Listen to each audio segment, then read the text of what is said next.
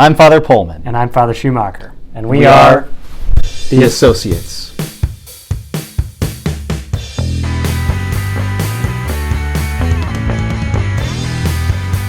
And welcome back to another episode of Ask the Associates. All right, we've got a question for you, for both of us, I suppose. Okay. Is watching virtual Mass and Adoration as fruitful and as graced as praying before the Blessed Sacrament? Do you think these things are good and pleasing in the eyes of our Lord? Okay, it might be good to kind of preface these questions, that the second question about how pleasing it is to our Lord, that's an open question.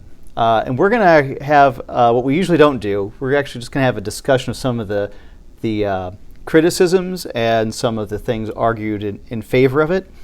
But the first question is watching virtual Mass and Adoration as fruitful and as graced as praying before the Blessed Sacrament. That one is a little bit clearer. So objectively, the answer is no. God, who is infinite spirit, took a human nature. The Word became flesh. And this was so that he could be with us in the most human manners, all of them. And so when someone is on the phone, on the radio, on the TV, on Skype, we recognize that something is lacking. Profound loneliness set in despite all of these technological advances when everything was shut down with COVID. And so we should recognize that where the human contact, we experienced a deprivation during that time, that there's something that isn't present when we encounter our Lord in Mass or Adoration on TV or online. Yeah, I think that's a good point. That basically the theological discussion here comes from the principle of the Incarnation, which gives us the sacramental order of reality. And basically the point with that is that God actually thinks that matter matters, that material reality actually has something to do with reality. And so space and time and objects and physical relationship actually matters. Just as Father was saying, we recognize this with things like talking on the phone. It's great that we can talk on the phone, but I would rather actually that we were actually sitting right here.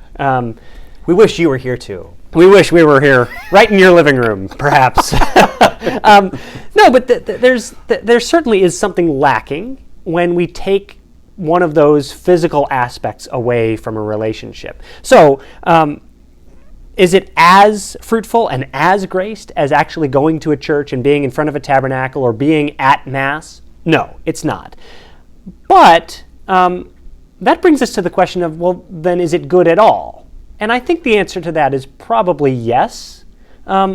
So we should maybe look at some of the principles involved in the discussion here. Yes. And before we get to the principles, I want to go subjective here. What if someone asking us we're homebound, or someone listening to this is homebound, does that mean you are denied something that is going to make you a saint? And so even though something that might be objectively complete, holier, or is not accessible, God is going to work grace in your life into circumstances that He's permitted. We're used to daily Mass here. There's a lot of countries that don't even have priests to provide on every Sunday. Does God abandon them? No. Is He giving them grace as long as they're cooperating and they put God above themselves, above everything else? And so God will make you a saint according to your state in life and with the crosses that you're carrying. Now, when it comes to the principles, there's a lot of interesting things going on here, so there's quite the discussion. So sometimes we know something by what the enemy is doing, okay? If I don't want to go to prayer, and I recognize it's a spiritual temptation keeping me from prayer, I know that if I recognize that God has great grace in store for me, and so I should just go. Likewise, one of the things that not widely talked about, but this is known, There are occultists that will curse, hex, or make very wicked consecrations of immoral content and put it online with the hope of actually, we'll say, deleterious effects happening to people that watch the content. So if the enemy who is less than God can produce an evil effect from doing that, then how much more could something good come from something else that we know of in this world? Some of the Eastern Rite Catholics who venerate icons and hold them up with this very venerable tradition. There's a lot of ways that they're consecrated. Every stroke is with a prayer. They will be sanctified by being on an altar at Mass, and there will be a number of other things involved with it in some cases. Well, there's a movement to actually take pictures of those and put them online for the very sake of sanctifying the internet and sanctifying those who view things online. We also see that certainly Mother Angelica with EWTN has reached countless souls evangelizing through her EWTN network. And the patroness of television is St. Clare of Assisi, who we know that when she was bedridden, the Mass that was going on in her convent was more or less, in some sense, broadcast like a screen on the wall where she could be united visually to the Mass going on. Right. So clearly there are ways to use the media for good. There's pros involved with this, but there's also some questions. Right. So just to propose the question and for thinking about it, if the screen that you're looking at or the sound that you're hearing over the radio is a copy of the original, right? It's not the original. You're not like looking through some magic window into the church. You're seeing a broadcast of it, a representation of it. Then your little child might say, "Look, Jesus is on TV," but it's actually not Jesus. Like, you're actually not looking at Jesus. You're looking at a picture of him, which is interesting because the TV, especially TV and the internet, have the ability to fool us more than other modes of media. So, for example, in the ancient days, they would paint pictures of the Mass, and they'd have pictures of paintings of these saints offering Mass or the people at Mass, and they would have an image of the host. But it's very obvious in a painting that that's not Jesus. It's a picture of him. But when you're looking at a moving picture of what is apparently real in front of you, it can actually trick you into starting to think of it in terms of the reality that it represents. So here's a question. If you're watching Mass on TV, should you adore the image that's being presented to you? I think not. And yet, if you were at Mass, you should certainly be adoring the host that is present before your eyes. And this kind of helps us to understand that there is a real difference here. It's a subtle difference, and that's why it might be a little bit dangerous in the spiritual sense to become reliant upon these media modes of prayer.